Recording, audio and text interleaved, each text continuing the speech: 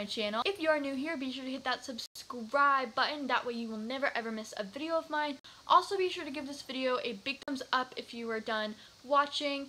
And you will actually, YouTube, like if you like a video or if you dislike a video, that's YouTube's way of knowing what they should put in your suggested feed. So actually, if you like this video, give it a thumbs up. That way you'll see more videos like this in your suggested feed.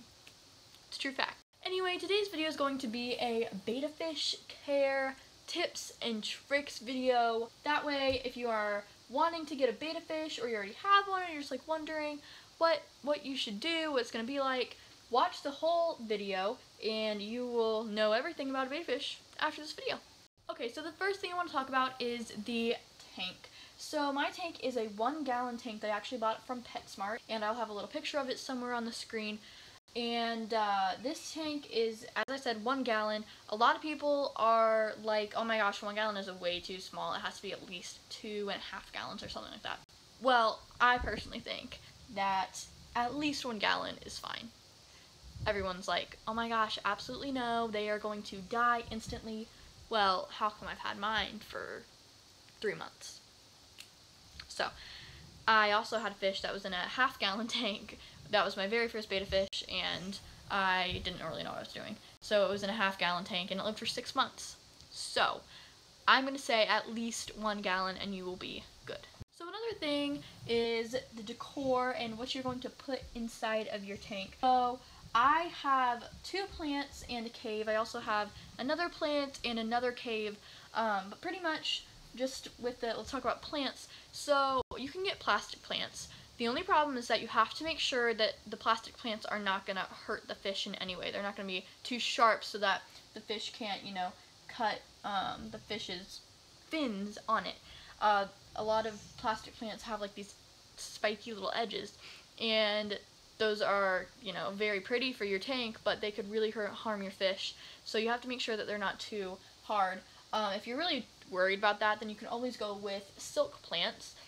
They're way softer than plastic plants. So those are always a great option if you're too worried, or, you know, just want to make sure your fish is safe. Go with silk plants. Another thing is the bottom. So you could get gravel, sand, pebbles.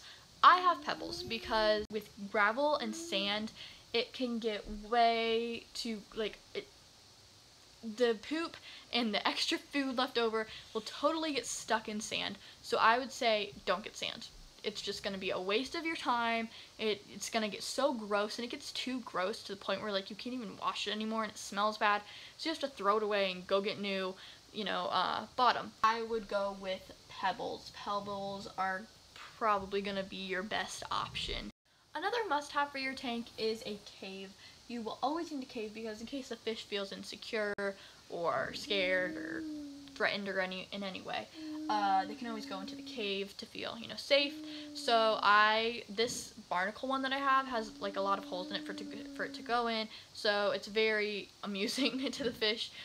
So always get a cave. It really, really will help. Also in your tank, you want to make sure that you have a filter of some sort, just because it's way, way easier. It doesn't take up too much of your time because it cleans the tank by itself. You will obviously still have to clean it, but if you don't have a filter, you are going to have to clean it more. I would say at least once a week. Having a filter is just so much easier than not having a filter.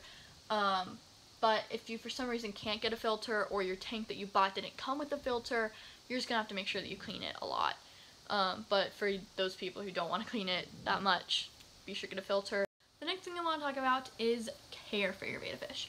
So you want to feed it at least 2 times a day. Don't really, I wouldn't feed it more than that, and definitely do not overfeed. Do not. Always start out with a smaller portion of food, and remember, you can always add in more. Never ever give the betta too much. Overfeeding is like not good for the betta fish at all. It can die very, very quickly because you overfeed it. Also, another thing with overfeeding is that the food that they don't eat could go to the bottom and get stuck in the pebbles, get stuck in the sand, whatever, and it can contaminate the water, which means you will have to, you know, clean it sooner than you would usually have to. Food that I use are betta flakes, not pellets, because I found with pellets that they're almost too big for the betta fish to eat. so, and like too hard. So if you want to get pellets, I would say crush them up. But why would you do that when you could get flakes? Flakes are way, way easier for your fish to eat, and I find that all my fish always ate flakes rather than pellets. They don't like pellets, so go with the flakes. So the next thing I want to talk about is when you are cleaning the tank and, you know, setting it up. So after you have washed out the tank, washed out everything, you want to wash the cave and the core with warm water, especially if it's brand new and you've never used it before, it just came from the store. You want to rinse it with warm water. Never, ever use soap. If you use soap, it'll like stay on the plants and then harm the fish. No, no, no, no, never, ever, ever use soap. Just rinse it.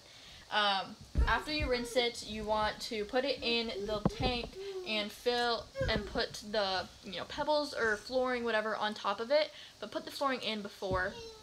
So put in the flooring first.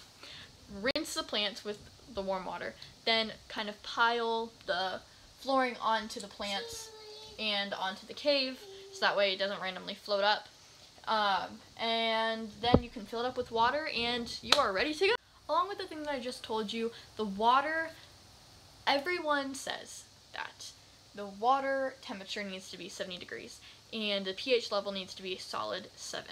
I never in my life, ever, of having fish, ever, have checked the temperature or the pH levels. I usually just fill up with the more colder water rather than warmer water, let it sit there for about 15 minutes, that way it kind of gets, you know, settled down, and I run the filter and put in the water conditioner, and then after that I will put in my fish.